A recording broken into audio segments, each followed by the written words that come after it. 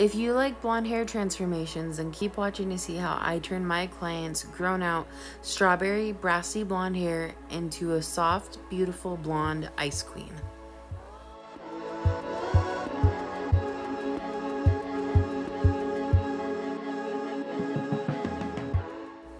As always, you guys know that I always like to start my foils around the hairline with vertical slices. This just helps keep it nice and soft around the hairline, gives it a nice sun-kissed look, and prevents a heavy harsh line as the hair grows out.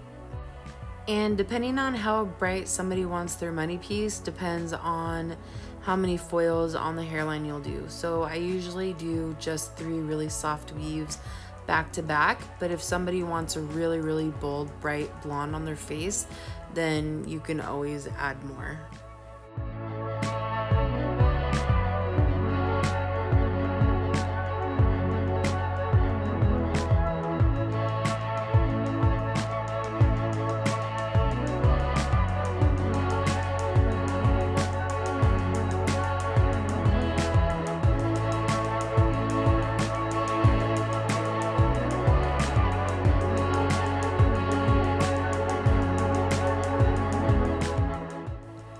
Since the back is always the hardest to lift and to get it nice and bright, I'm always going to start back here, especially if we're doing a full. This will help the hair be able to process for quite a while, and she'll be able to break through any of those leftover warm tones that she's going to have from being naturally a strawberry blonde.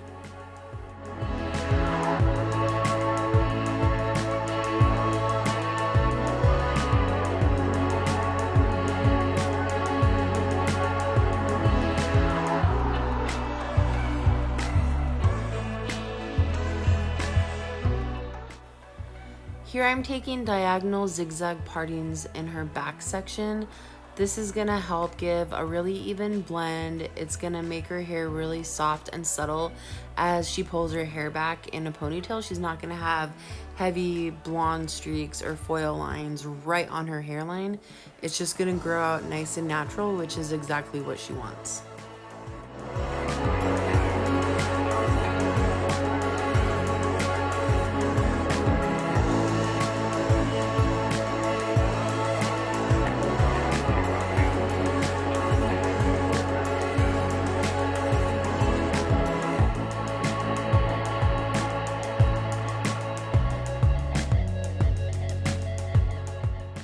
You can see here in the back that I'm not really bringing the blonde up too high into her roots. The goal is to be a little bit softer and a little bit more rooty in the back area. And then as we get to the front, you'll see that we're taking the blonde quite a bit higher up in the front.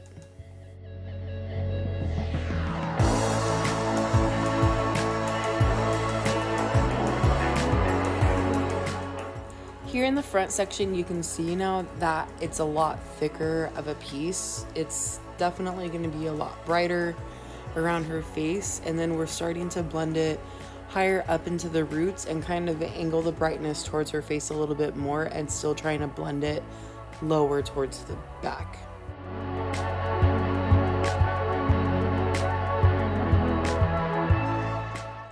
Okay, one thing that people always ask when they're trying to get into balayage is how to create dimension within the hair and where to keep the placement. I'll show you right in here.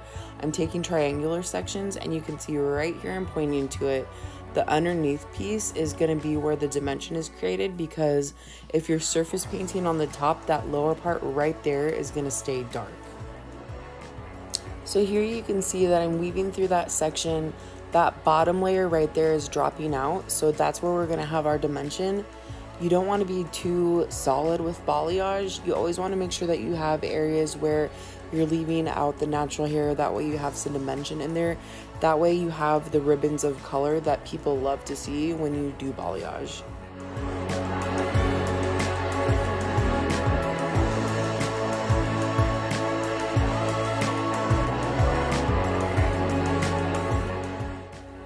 Again, on this side, there's that underneath layer that we're going to drop out that will create the dimension for her hair.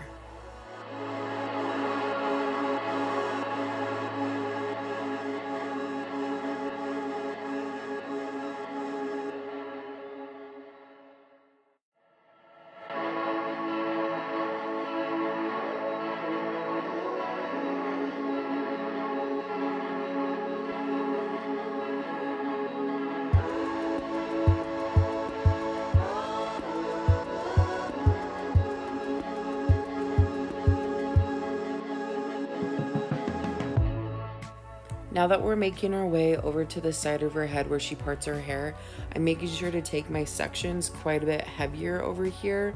I want to make sure that this is where her hair is brightest, so we're just doing a really fine weave. That way her hair will still be blended. She'll still have a little bit of soft dimension, but the goal is, now that we're towards the front of her face and up top, to be quite a bit brighter.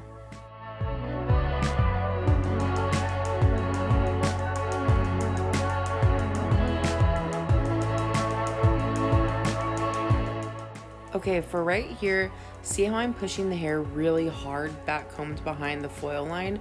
I back combed her hair right here in a really soft weave, and I pushed it back behind the foil.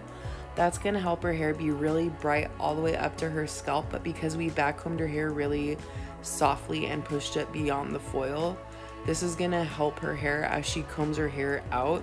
It's gonna kind of drop that root down a little bit, and it's gonna create a natural shadow root. So she's still gonna be really, really bright, but really soft at the same time, just at the roots.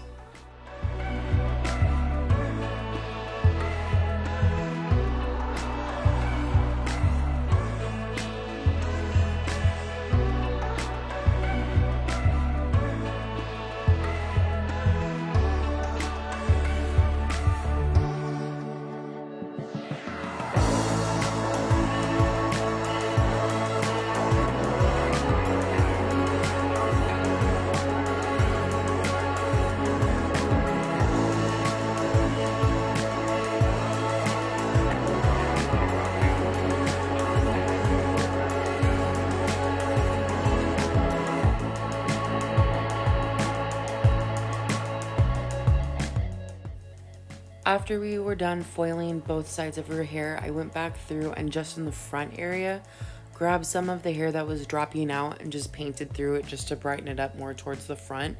So now she'll have a nice even blend towards the back.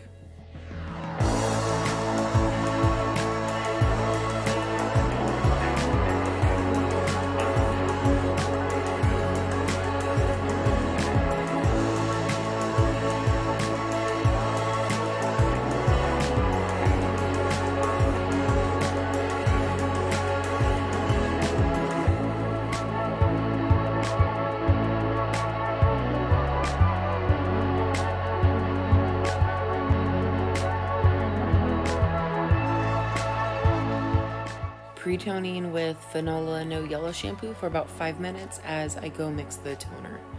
This definitely helps cancel out the yellow. And here's what we're using to tone today. Normally I do a lot more of the level 9, but today we want to stay a little bit brighter of a blonde. So we're just doing a little hint of the level 9. And then also I use the rose gold, just a little dash of it, just to kind of balance out the tone so that it doesn't grab too muddy, and then it will keep it just a little bit brighter.